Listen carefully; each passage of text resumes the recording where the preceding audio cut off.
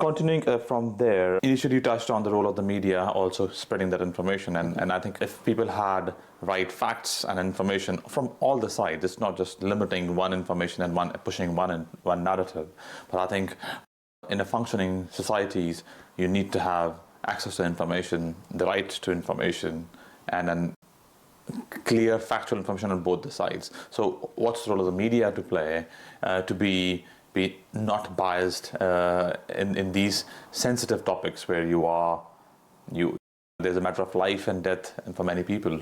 Yeah, absolutely. I think that the role that the media currently plays is a role that focuses more on symptoms of the problem than the actual root cause.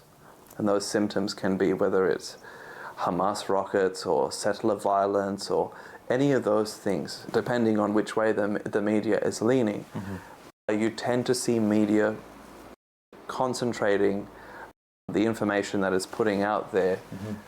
as a symptom-based focus mm-hmm. Mm-hmm. rather than a root cause-based focus, which I mentioned earlier is the demographic issue. You see, I personally am solution agnostic, and I think a lot of Palestinians are at this point. However, if the media can highlight or tend to focus more on the root causes and solutions as opposed to focusing on symptoms, attitudes can change.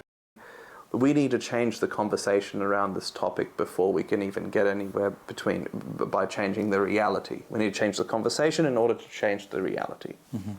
And once we change the conversation, and once we're able to acknowledge, oh, hang on a second, like this project that led to the creation of the State of Israel was always going to disadvantage the native-born majority population. As Palestinians, we're looking for that acknowledgement. Mm-hmm.